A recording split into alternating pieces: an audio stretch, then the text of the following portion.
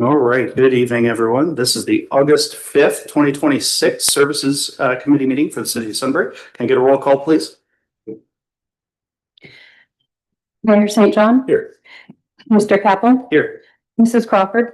Here. Mr. Goes. Here. Mr. Grumley. Here.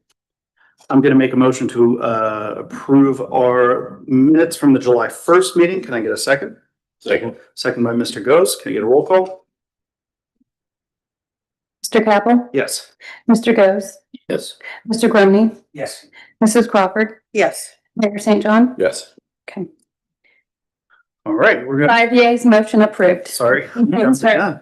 We're going to start off today with a scheduled visitor, I guess, an introduction to be made. So Carla, you want to do the honors? Yes, so Adam Teach is here and he has stood up. He is our engineering technician. This is his first week. So he started on Monday. His primary role will be an owner's rep for construction inspection projects, focused on capital projects such as road work, storm, sanitary, but he'll also be out at all of the development construction projects and helping with a lot of day-to-day work. So if you have any questions for him, feel free to stop by the office. He is located in the basement, but he will also be out in the field for most of the time. Awesome. Good to have you, Adam. Nice to meet you. Look forward to hearing from you in our super concise and short and fast services committee meetings in the future. On your business card, you can put you work in the lower level. That sounds better. Yeah, that's great. That's LinkedIn language. It's a basement. I think it's a lower. Right. Lower levels. The team. Well, on to new and unfinished business. So we're starting off with a signage update. All right, we're going to pull up an image or two here. Do you want to cover the cover slide or not? That's just an agenda. You're good. You're good. Daryl is going to give the update on the signage. It's in the presentation.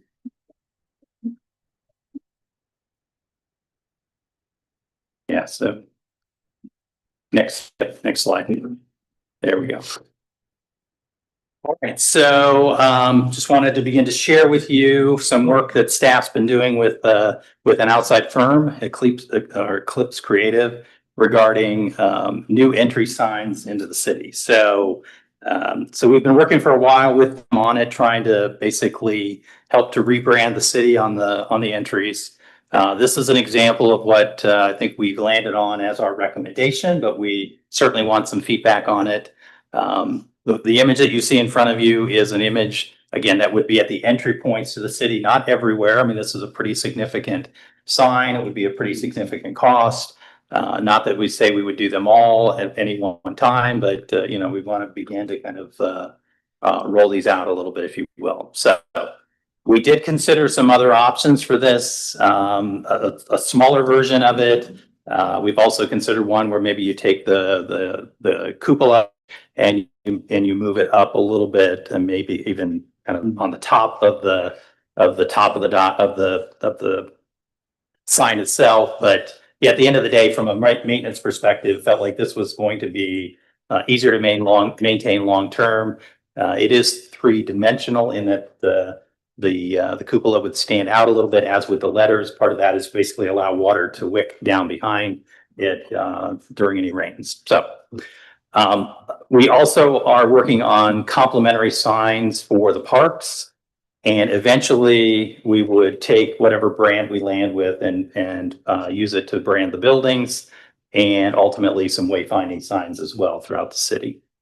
So I'm going to go to the next slide, and only just to kind of show you what's happening with parks, so you can kind of see the complementary look to what is proposed for the entry signs. So that obviously on the entry sign, you see, brick is one of the principal materials. We're not anticipating anything sort of that size or scale with respect to parks. Yeah, if you look at the kind of the style, the design of the sign, the one on the right-hand side is the one that is most similar to kind of what is proposed in terms of shape to what is proposed for the entry sign. So when I said we were considering maybe a smaller version or one where the cupola steps up a little bit, I mean, you can kind of see how those would look, on a complementary park sign. So, and again, we have taken this to the Parks Board and we've asked the Parks Committee to provide some feedback. We have gotten some feedback from them, which we'll take back to the designer and just kind of make some minor tweaks. I think generally the Parks Committee was happy with what they were seeing. But before we did that, we wanted to, get your feedback on the entry signs themselves. So if we want to go back to the entry sign, again, kind of back one minute. So yeah, the question is, what do you think here? What do you like? What don't you like? We're showing it with a green background. There was some discussion about a white background, but maybe that gets to be a little bit too dirty over time. But yeah, that's what interested thoughts, comments. I love this design. I could see this sitting outside the city easily. I think it fits our style really well. The one thing that I wonder about, and I might be alone here, I feel like having the motto at the bottom makes it feel a little crowded. Okay. Where it might be nicer to have a slightly larger text and a slightly larger cupola. But I think as it's pictured, it's really nice. What are the approximate dimensions of what we're looking at right there? Oh, that's a great question. I don't have those numbers. So sorry about that. No problem. Because I wanted to counter what Damon said. It's gigantic. It's 22 Yeah. long. So we could just like go 12 by 16 or something. No, Yeah, it looks like it's maybe 8 feet. yeah, I was going to say about 8 feet and those were the dimensions I was going to say. Okay. But I don't know that that's the exact dimension. Like 5 by 8, maybe. I don't know. Kind of like the motto. So we're split vote here. I think it looks great though. I've seen several iterations of this over time. I think it matches just other architecture that we've done on like around the square, and I like the brick. Like the accents, I like the 3-dimensional kind of architectural features in the brick on the sides. That looks really nice. I like the green Yeah, the backdrop. green. too. Okay. Rather Yeah, than a white would be. like that. Are they white letters or gray or silver? What is They're white letters as shown. it's good. Are we assuming like first on Route 3, or would it be? Yeah, I think one of the things, we've talked about is, where are the boundaries fixed, and State Route 3 is a great example. In fact, that's kind of what that image is. Yeah, What they tried to do is show where it would be on State Route 3. would it be that close to the road? I know that seems a little snug, but. We would need to work with ODOT a little bit because it's in the right of way. Right. So, yeah, I think that's a little too close to the road, but We have a cost estimate for that. I don't. Picture. So that's another thing we need to pursue. And so if you like the direction in which we're headed, we'll start to get cost information on those types of that type of a sign, and I like it. see if we're still comfortable moving in that direction. Yeah. Okay. Great. I think that's what I need on the sign. So All right, and we will move on to construction updates. We've got the realignment of Cheshire Road. Yes, so this, yes, if you've driven by, I mean, Yeah. there is definitely a road realignment that is coming together. With that, Savco, the contractor, let me know yesterday that they felt they would be able to open the road on Friday. So in other words, the area that's shaded in blue is complete. We would still keep that yellow shaded area, that new Cheshire Road, closed, but would be ready for a new detour, which I have a couple slides on. The only thing I'm waiting on, and you can go ahead and go to the next slide. Before I give the final go ahead for them to open the road on Friday, they don't have the temporary stop signs out yet, so I don't want it to be a free for all. Though I think people might be able to figure it out. It's just not going to be a good look. So I kind of dropped in a couple images of where the stop signs should go. The one on the right-hand side, close to Cheshire Road, where it's going to be a right out only, that stop sign is already there. But the three at the new four-way intersection are not. You can see I kind of highlighted one of the stop signs with what was pink, but I highlighted it around the stop sign, just to indicate that that location, we're going to put a temporary stop sign there. However, when the road is in its final phase, there will not be a stop sign in that location. So we'll have a temporary stop bar that we need to put in with temporary paint. But we felt that for safety and to avoid confusion, we wanted that to be a full stop for all three directions. And then the stop sign also to the left of the screen or the west on Stone Creek Drive, that stop sign is not in place yet too. So if they can get those out tomorrow, we'll be opening it up Friday, but at the very latest, I would think early next week, ahead of schedule, which was next Wednesday. Thanks to weather, and they got after it and out there. So we were really pleased with the way that construction went. A little bit of feedback from the residents, especially the first couple days, but since then we've had positive interactions, and I think the community is looking forward to the improvement. This depiction, not to scale, because you can see I kind of sketched in those streets to the left side of the screen. This shows the new detour pattern. So left top, that's Kittner Parkway intersection. So in order to get to Cheshire Road, the preferred full access from Cherry Street would be to use Kittner, come south, turn left onto Stone Creek Way, and then you can turn right onto Cheshire Road. And then of course the reverse commute.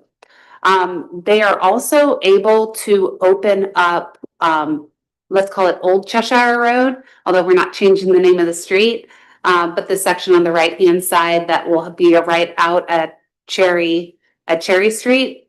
However, they don't have a median or bollards in place to deter that southbound motion at the old intersection, which if you look up at the screen, it's kind of where our picture is located there. But yeah, that's not going to be in place, but they can leave some barricades up to deter that motion. So with that, I am planning on, assuming they get all of the stop signs in place, permitting that motion until we have the new signal. Any questions before we move to the next slide? Has all the paint been, I'm gonna call it removed, like to the left turn lane, if you were heading west on Cherry Street, the left turn lane that used to be there to turn into Cheshire, has that been removed? I do not believe it's all been removed. In fact, they were just updating some of the striping along Cherry Street. You can see where the future signal is going to be. So with that, I do have a question for them when they are planning on installing that vertical barricade. So they either have to put in some sort of curb or they have to put in bollards. I believe they're planning on doing it at the end of the project when the signal is in place, but that's something I need to verify.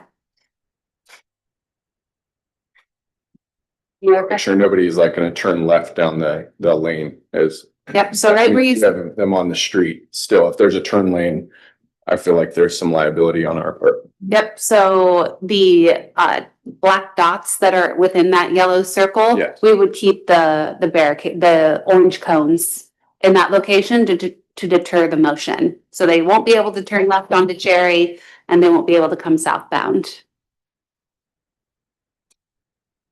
What if it's an e-bike? We'll check. Sorry, bad jokes. Go ahead. Yeah, go ahead. Yes. No, you're good. No, I said, a good question, and we'll check on the striping on Cherry so you can see it like that. Thanks. And if you didn't love my map on the other page, I just really love this image that was shared on social media from our friend Joey Thomas. But this is an aerial of the construction site. This is the end of July 23rd. And I just wanted to depict where the traffic pattern would be. So that yellow arrow indicates that Kittner Parkway intersection via Stone Creek Way to Cheshire Road. Those orange lines are showing where the road will be closed until the signal is operational, hopefully at the end of the year. Go ahead. And these are pictures from the before and after, just so that you guys can have a view. When I came last month, they were getting ready to close the road. That would be the bottom picture, looking north straight to where Hitachi Estimo sits. And then the top picture was, well, not necessarily today, it was yesterday when I took the picture, but the day that I created the image.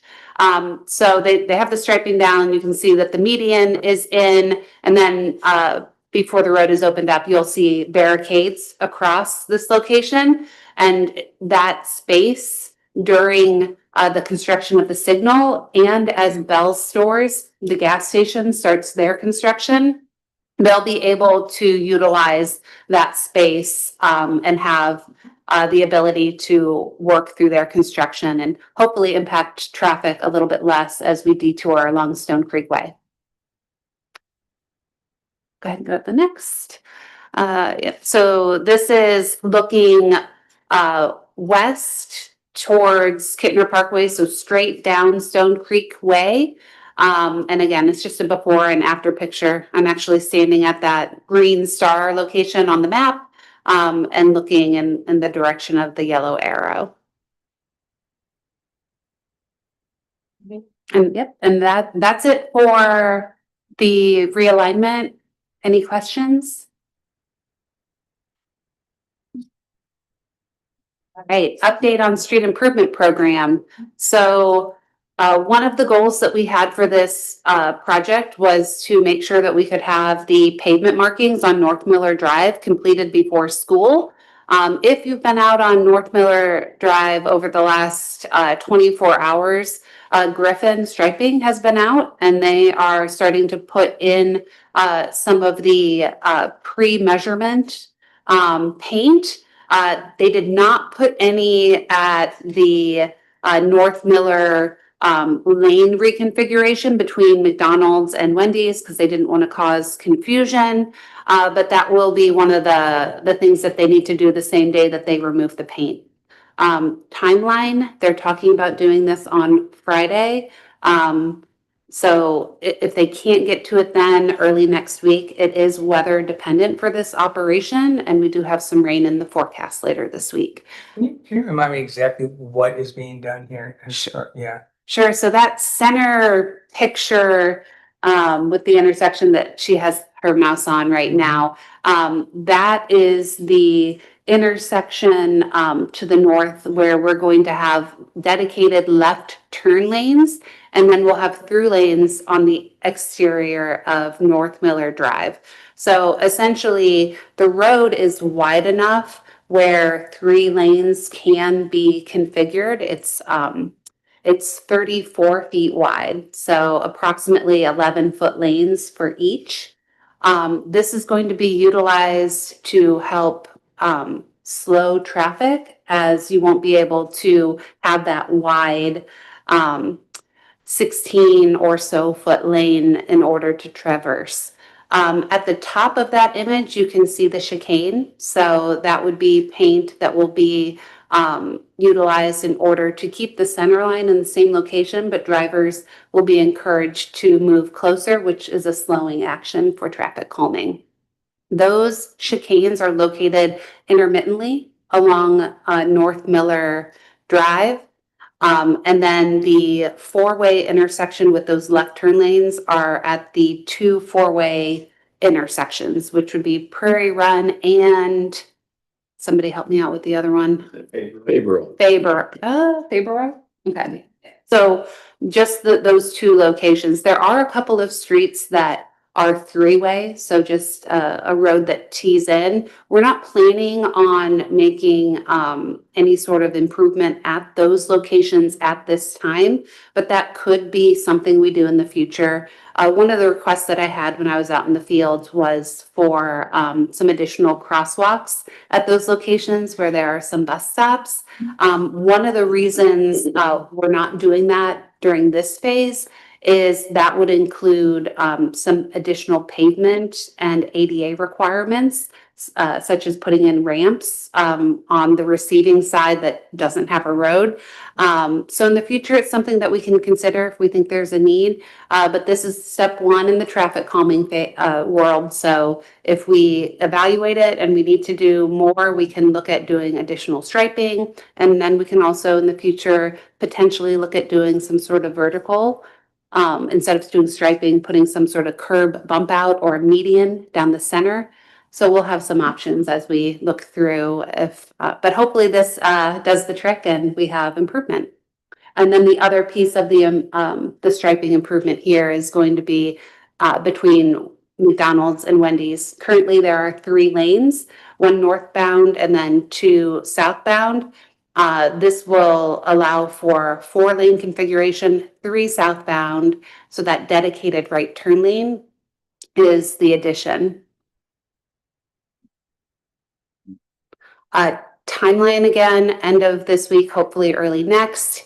There is another traffic calming portion of this project on West Granville Street. I don't have an image of it up here, but if you recall, we're doing some street parking, but we're also doing some of these chicane paint marks. The reason we're not doing the paint at the same time is because in addition to that improvement, we're also doing some pavement patch repairs at Sunbury Meadows Drive and Commerce Drive.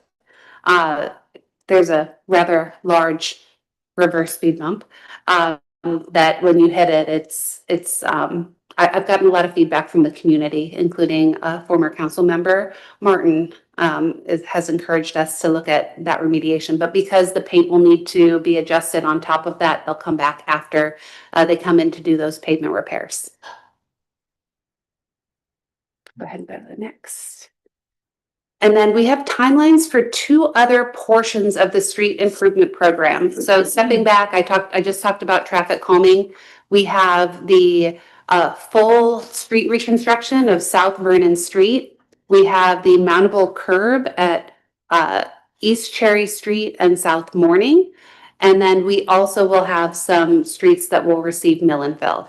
I do not have the timing for the mill and fill operation yet. They do have different departments, different sectors of their business that do these. So they've released these 2 timelines for their crews.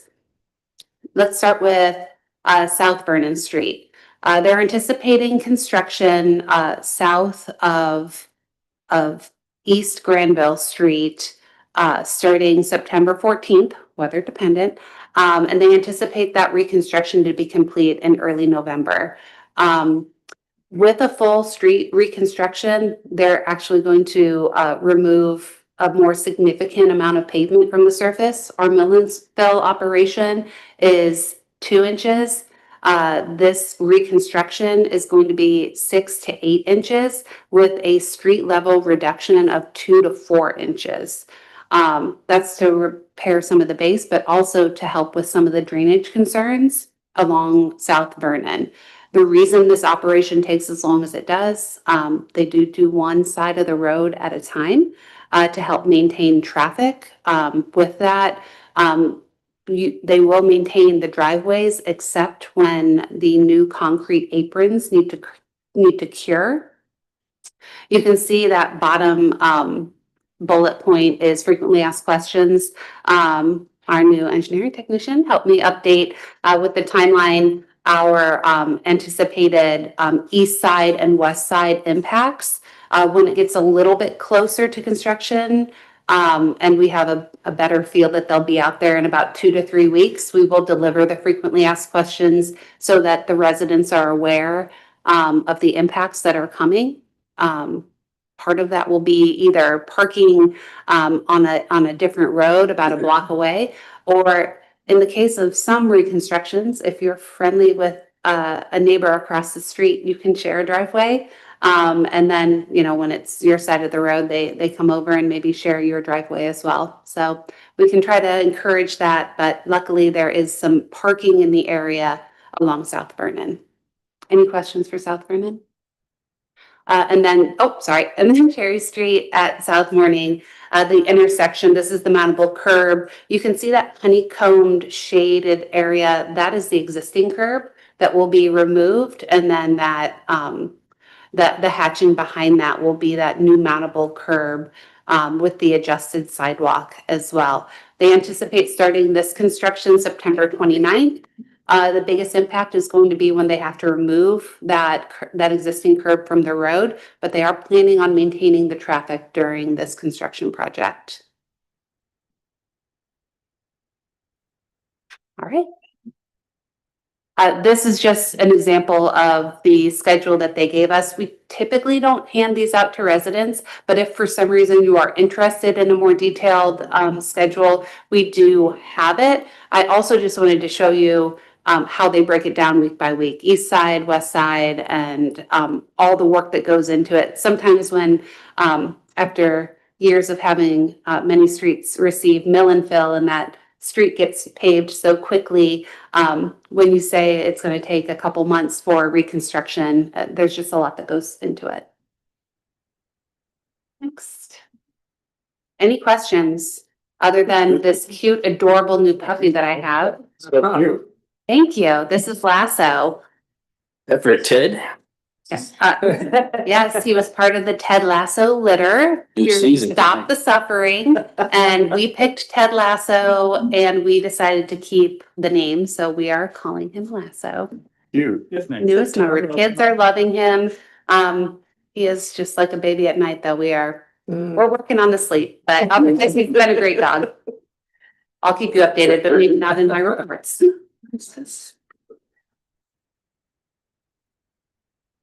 All You can right. go to the next.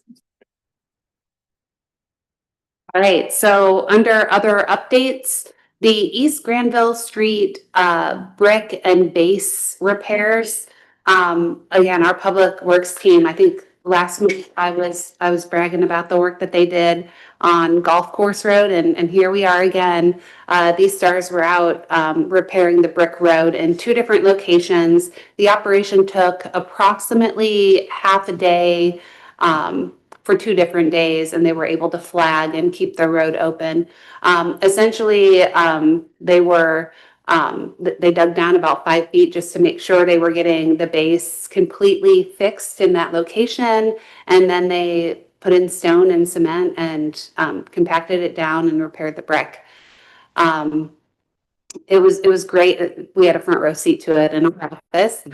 And although a little disruptive to some of the businesses, I think that it went pretty smoothly. Great job. It was nice to drive down there and not have to swerve or.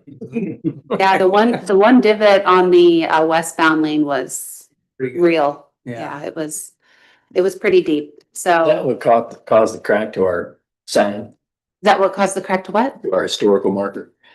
I guess I don't know, but Curious. I can ask Jake if he thinks that's what caused it.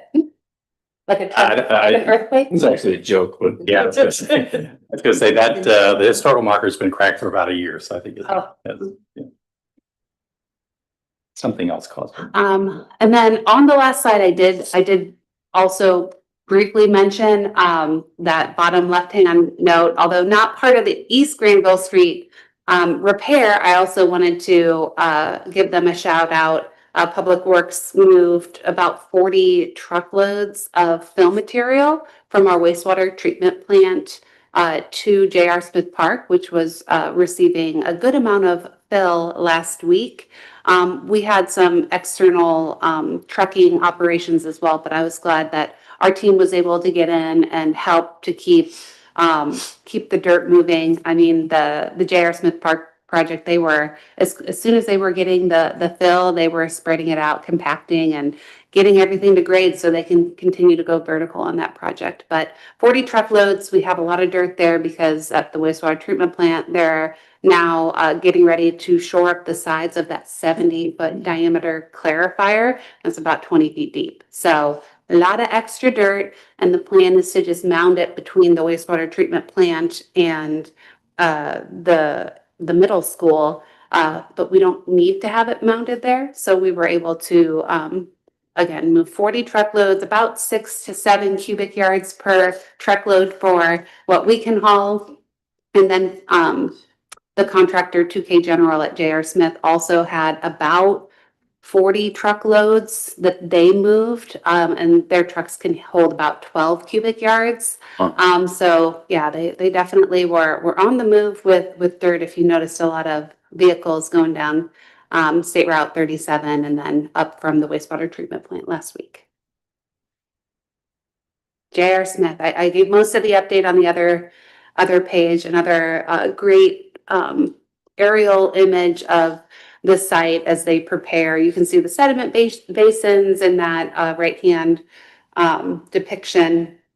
What I don't believe you can make out, and they're just starting to work on, is some of the underground work for the splash pad. So if you go out there today, you'll see a bunch of white pipes popping up from the ground, as well as some of the plumbing that will be utilized for the new shelter house. With the excavation material, they're getting ready to really secure those pads so that they can start building those structures. Still on track for a substantial completion by the end of October, with the caveat that some of the internals for the shelter house won't be complete, so that work will continue, but we're hopeful to have some usable space there, maybe around Halloween. Cool. And the wastewater treatment plant, I kind of did this update as well. They're working on the clarifier, so if you are interested in seeing that mass excavation, I've got the green arrow up there towards the top of where our picture is shown. That's where that 70-foot diameter clarifier, I think I mentioned it last month, the existing ones are each of those clarifiers.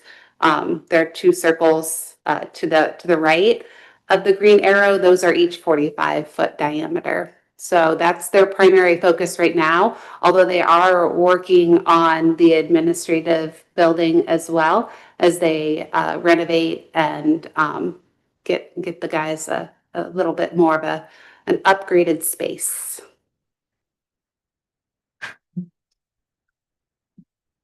I think so. Excellent. You know, I missed grant updates because I didn't have a slide. Okay. So no picture for the grant update. I just wanted to share one of the items that I had brought to this group is that we were trying to seek MORPC technical assistance funding. We were not successful with the April submission, but we did get feedback from MORPC. So in July, we did resubmit with their feedback in hopes that we may receive funding. We estimate that it's going to be about $150,000 to do a master transportation plan. And we've requested $100,000 from the technical assistance program, with our contribution being $50,000. We will find out in October if we're successful with that effort, and it's something that we can roll into some of our other master planning that we're working on.